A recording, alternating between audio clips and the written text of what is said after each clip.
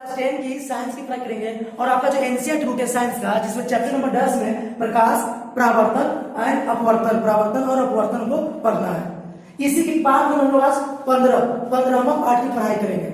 और आज के पार्ट में हम लोग क्या पढ़ेंगे? आवर्धन। आज के पार्ट में क्या पढ़ाई करेंगे लोग? आवर्धन। आवर्धन क्या होता है?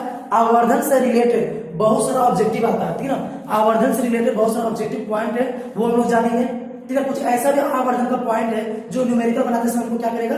हेल्प करेगा, वो भी हम लोग जानेंगे। और साथ ही साथ आवर्धन का एक क्वेश्चन है कि अवतल दर्पण में आवर्धन का सूत्र निकाल के दिखाइए, तो वो भी हम निकालेंगे, निकाल चुके हैं, ठीक है। इसके बाद हम लोग निकालेंगे क्या? उत्तल दर्पण में आवर्धन का सूत्र। मतलब यही वाला क्वेश्चन अभी उत्तल दर्पण में भी हम आपको करके दिखाएंगे। आया समझ ना? तो हम अभी क्या क्या जानेंगे? आवर्धन, आवर्धन से रिलेटेड बहुत सारा पॉइंट, ठीक है ना, बहुत सारा पॉइंट, फिर कुछ क्वेश्चंस। इसके बाद अवतल दर्पण में आवर्धन का सूत्र कैसे निकालते हैं वो देखेंगे। उसके बाद उत्तल दर्पण में आवर्धन का सूत्र को कैसे निकालते हैं वो। और बहुत ईजी, आप ध्यान से देखिएगा, एक बार में आ जाएगा। तो कोई पूछेगा बताइए आवर्धन किसे कहते हैं? ध्यान से सुनिए, आवर्धन किसे कहते हैं? एक नंबर बहुत ईजी, एक नंबर का पूछा जा सकता है, ठीक है ना। एक नंबर का क्वेश्चन आ सकता है कि आवर्धन किसे कहते हैं, तो क्या बोलेगा? प्रतिबिंब की ऊंचाई और वस्तु की ऊंचाई के अनुपात को आवर्धन कहते हैं। यार हो गया? प्रतिबिंब की ऊंचाई और वस्तु की ऊंचाई के अनुपात को क्या बोलते हैं? आवर्धन। यार हुआ जी? इजी की इजी है, हमारा भी याद हो गया ना। आवर्धन किसे कहते हैं? तो प्रतिबिंब की ऊंचाई, जिसको एच रेस लिख दिया, प्रतिबिंब की ऊंचाई और वस्तु की ऊंचाई, जिसको एच लिख दिया, क्या अनुपात को, अनुपात मतलब बटन है जी, तो प्रतिबिंब की ऊंचाई और वस्तु की ऊंचाई के अनुपात को क्या बोलते हैं? आवर्धन। क्लियर है? आगे बढ़े। प्रतिबिंब की ऊंचाई और वस्तु की ऊंचाई को क्या बोलते हैं? अनुपात को आवर्धन। याद हो गया? याद हुआ ना? चलिए नेक्स्ट। अब इससे क्या क्या पार्ट पूछा जाएगा?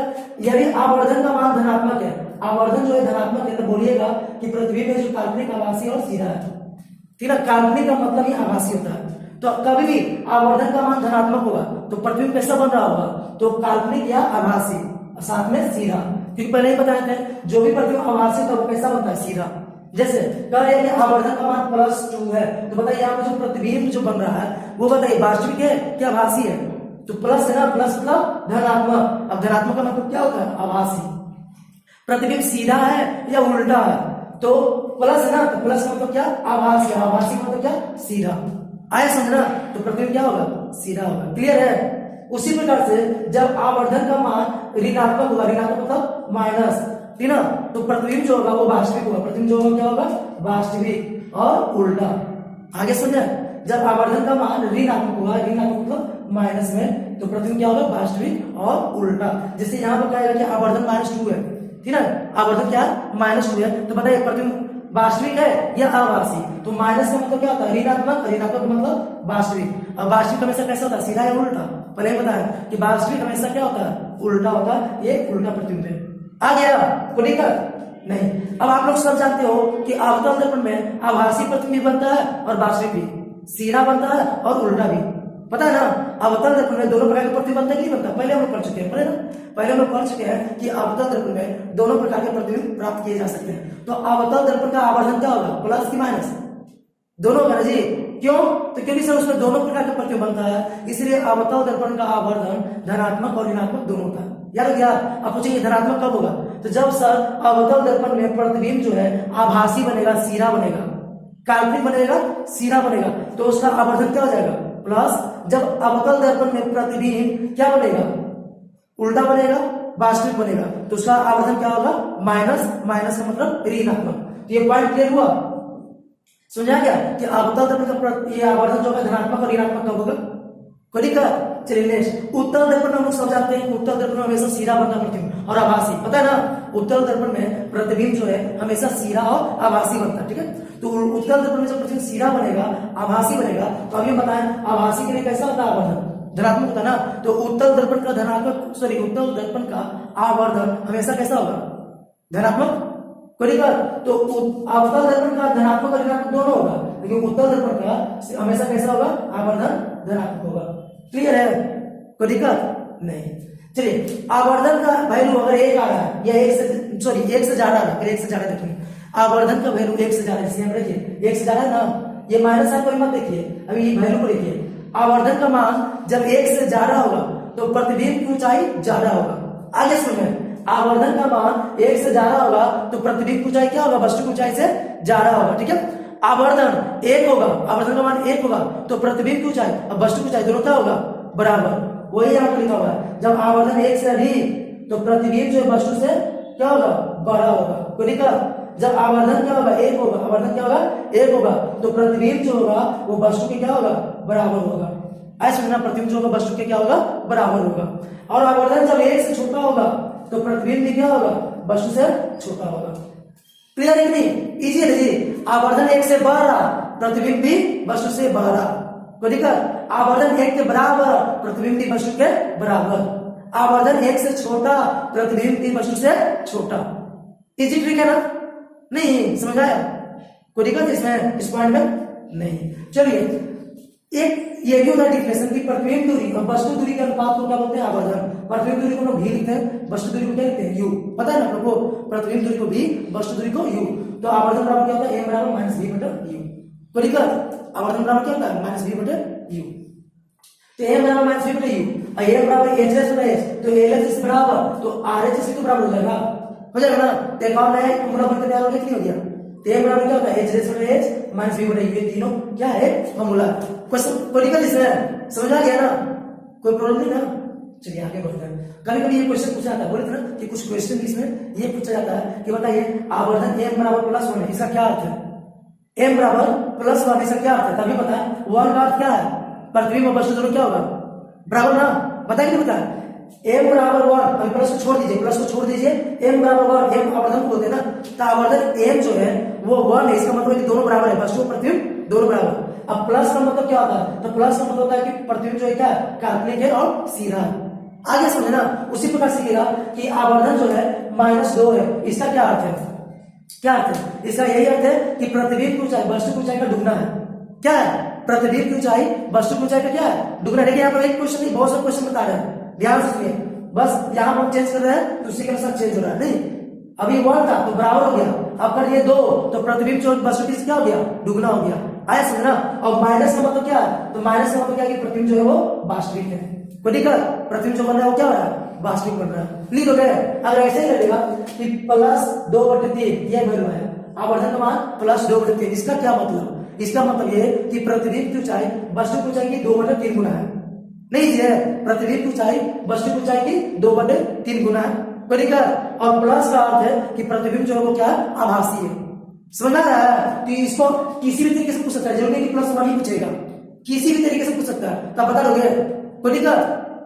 समझा ना? अगर -1 पूछेगा तो बोलेंगे क्या कि सर प्रतिबिंब ऊंचाई वस्तु की ऊंचाई के बराबर है, लेकिन माइनस का मतलब प्लस है ना, प्लस से क्या लिखेंगे, माइनस। लेकिन माइनस का मतलब क्या है कि प्रतिबिंब जो है वो क्या उल्टा है और वास्तविक है, क्योंकि माइनस का मतलब पता है ना, माइनस का मतलब क्या होता है, वास्तविक और उल्टा। कोई दिक्कत? ये सब जो आंसर किससे बन रहा है, इसी से बन रहा है जी, ये जो पॉइंट बना है उसी से ना।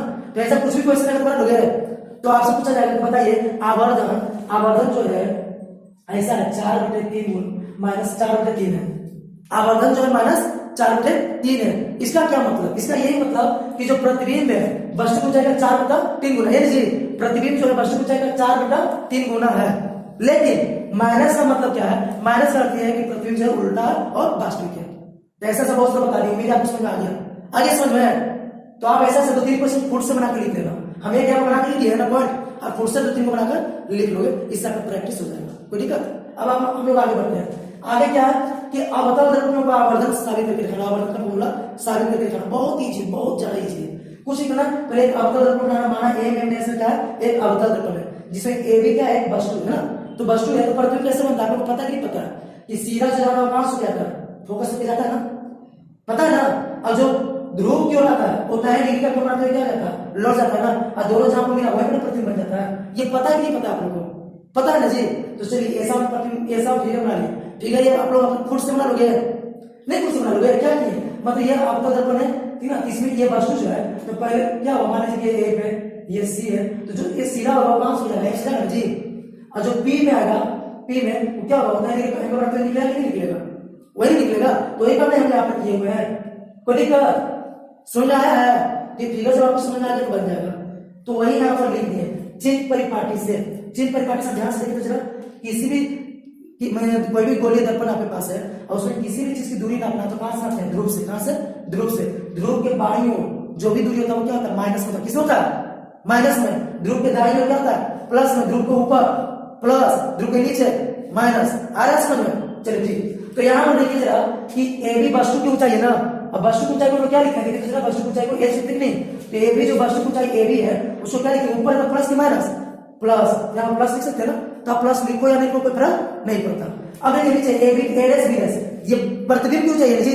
अब प्रतिबिंब की ऊंचाई को हम क्या लिखते हैं? एच डैश लिखते हैं ना, प्रतिबिंब की ऊंचाई को क्या लिखते हैं? H dash. एच डैश लिखा ना, अब प्रतिबिंब नीचे है ऊपर है, नीचे नीचे लोग क्या लिखते हैं? प्लस की माइनस, माइनस नीचे लोग क्या लिखते हैं? माइनस, लिखिए माइनस। अब यहाँ देखिए पी बी वस्तु की दूरी है जी, पी बी लिखिए वस्तु की दूरी, वस्तु दूरी को क्या लिखते हैं? यू ना। अब इधर प्लस की माइनस, माइनस इधर क्या होता है?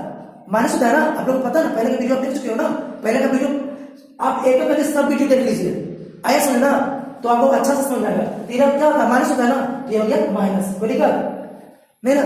उसी पर प्रतिबिंब दूरी क्या है? पी बी डैश है जी, है पी बी डैश प्रतिबिंब दूरी, तो प्लस की माइनस इधर क्या होगा? माइनस, तो माइनस भी होगा ना। प्रतिबिंब दूरी को लोग क्या लिखते हैं? भी लिखते हैं, क्या लिखते हैं? प्रतिबिंब दूरी को भी।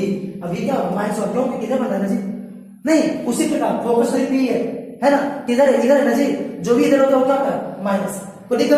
तो नहीं, अब आपको ट्रिक क्या है ना, दो बार त्रिभुज लिखे यहाँ पर, एक ये त्रिभुज ए बी पी दिखा, ये दिखा ए बी पी, और नीचे उसी तरह से दिखा। देखिए दो को ध्यान से देखिए, अच्छा खासा त्रिभुज बना हुआ नजर आएगा, एक ए बी पी, उसी प्रकार से ए डैश बी डैश बी दिखा कि नहीं दिखा? दिखा ना। तो ए बी पी और ए डैश बी डैश बी में हम लोग चलते हैं, तो क्या दिख रहा है इसमें कि ये को और ये को 90 डिग्री होगा कि नहीं होगा? क्योंकि ऊंचाई हमेशा 90 डिग्री को होता है, ऊंचाई हमेशा क्या होता है? 90 डिग्री पे, तो 90 डिग्री हो गया ना, कोई दिक्कत? मतलब एंगल ए बी पी और angle A dash B dash B दोनों क्या होगा? 90 डिग्री, कोई दिक्कत? अब ये कोण और ये कोण बराबर होगा परावर्तन के नियम से। परावर्तन का नियम क्या कहता है कि आपतन कोण और परावर्तन कोण क्या होता है? बराबर होता है, बताया था ना जी परावर्तन के नियम में। ये आपतन कोण है ना, ये परावर्तन कोण है ना, तो आपतन कोण परावर्तन कोण क्या होगा? बराबर, मतलब angle A P B equal to angle A dash P B dash, कोई दिक्कत? कहां से? परावर्तन के नियम से। तो हम आपको पहले ही बता चुके हैं, पहले वाले पाठ में, कि जब भी किसी दो त्रिभुज का दो कोण बराबर हो जाता है तो कोण समरूपता से, कोण समरूपता से दोनों त्रिभुज क्या हो जाते हैं? समरूप हो जाते हैं। इसको बोलते हैं समरूप। इसको क्या करते हैं हम लोग? समरूप। अच्छा त्रिभुज समरूप हो जाएगा ना, तो हम लोग क्या करते हैं? संगभुजानुपातिक होता है। तो हमको क्या लेके चलना है? ऊंचाई लेके चलना है जी, हमको ऊंचाई लेके चलना है और दूरी लेके चलना है, ये ना। तो ऊंचाई मतलब एच डैश है जी, तो एच है जी, तो एच इसको कौन है? ए बी है ना, एच कौन है? ए बी ना। तो यहां से जब हम लेंगे ए बी, देखिए ए बी क्यों नहीं? ऊंचाई लेके चलना है ना, तो ऊंचाई ए बी, इधर क्या लेना पड़ेगा? ए डैश बी डैश लेना पड़ेगा ना, कोई दिक्कत? अब हमको दूरी लेके चलना है, दूरी क्या है जी? ये है ना जी पी बी ना, पी बी है ना, तो इसमें लेंगे क्या? पी बी, इसमें क्या लेना पड़ेगा? पी बी डैश, कोई दिक्कत? उसी को लिखते हैं बीपी और बी डैश बी, कोई दिक्कत? ऐसे नहीं क्यों लेके चले? ये सुना यार। अच्छा हम एपी ले सकते हैं? नहीं ले सकते, अभी नहीं, ऐसे ले भी नहीं सकते हैं, लेकिन यहाँ एपी से कोई मतलब है? एपी कुछ है जी यहाँ पर? एपी लेके तो आपको कुछ नजर आ रहा है? एपी का कोई नाम है? कोई नाम नहीं, लेकिन पीबी का नाम है वस्तु दूरी, है ना? नहीं नाम है। एबी का नाम है वस्तु ऊंचाई, पीबी डैश का नाम है प्रतिबिंब दूरी, ए डैश बी डैश का नाम है प्रतिबिंब ऊंचाई। नहीं, इसलिए ये लेके चले, कोई दिक्कत? अब एबी का मान यहां से पुट कीजिए, एबी बराबर एच लिख दिया, H A dash B dash बराबर एक माइनस एच डैश, लिख दिया माइनस एच डैश। नहीं, उसी प्रकार से बीपी, बीपी किधर? यहां बीपी, सर ये तो पीबी है, पीबी बीपी दोनों एक ही होता है, तो बीपी कितना होगा? Minus U, B minus U, B dash B कितना? माइनस बी, लिख दिया माइनस बी, ये माइनस कट गया ना। अब हमको देखिए तो जब लाना क्या है? ऊपर लाना है एच डैश ना, एच डैश कहां लाना है? ऊपर, इसको पलट दे दिया, पलट दे दिया, ये भी पलट आ जाएगा जी, तो पलट दीजिए, दोनों का पलट देंगे क्या होगा? एच डैश ऊपर एच नीचे, बी ऊपर यू नीचे। आगे समझ में? इसी को तो बोलते हैं आवर्धन, इसी को क्या बोलते हैं? आवर्धन। ये लिया आवर्धन बराबर क्या? एच डैश बटा एच माइनस बी बटा यू। आगे समझ में? कोई दिक्कत है? बस इसमें करना क्या है कि आपको एक त्रिभुज ए बी पी में चलना है और इधर ए डैश बी डैश बी में चलना है। नहीं, अब बहुत ईजी है, दो कोण बराबर हो गया, ये दो कोण बराबर और ये दो कोण बराबर, तो कोण समरूपता से दोनों त्रिभुज क्या हो गए? समरूप हो गया ना, और समरूप हो गया तो प्रूफ हो गया। ऐसे ना, बस आपको चिन्ह परिपाटी मालूम होना चाहिए, तो उसी से आपको भय भी यहाँ पर बैठेगा, कहाँ पर प्लस होगा कहाँ पर माइनस होगा, कौन बताएगा आपको? चिन्ह परिपाटी। आगे समझ में? तो ये तो था अवतल दर्पण की बात।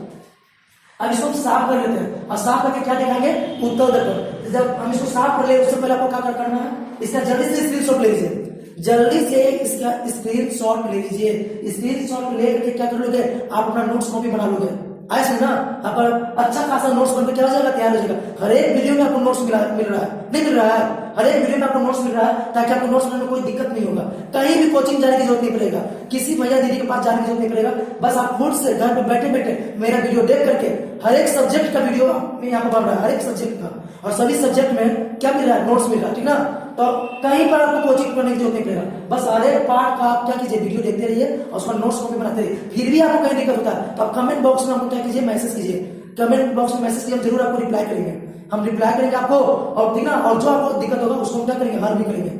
आया समझना, जैसे हो सके उसको हम क्या करेंगे, सॉल्व करने की कोशिश करेंगे। या आपको कोई सुझाव है तो सुझाव भी आप लिखिए। अगर मान लीजिए कि बहुत सारा ऑब्जेक्टिव पर कॉपी भी बनाए हुए हैं, अगर आपको वो भी चाहिए तो हम आपको वो भी सेंड करेंगे, ठीक है। तो पहले आपको करना क्या, पहले ये सब नोट्स तो बना के रख लीजिए। चलिए अब इसको साफ कर लेते हैं। उम्मीद है आप इसको क्या करेंगे, स्क्रीनशॉट ले लिए होंगे, नहीं होंगे कभी भी समय अब साइड है, जल्दी से स्क्रीनशॉट लीजिए। अब स्क्रीनशॉट ले लिए होंगे तो चलिए हम इसको क्या करते हैं, साफ करते हैं। साफ करके फिर हम उत्तर यही चीज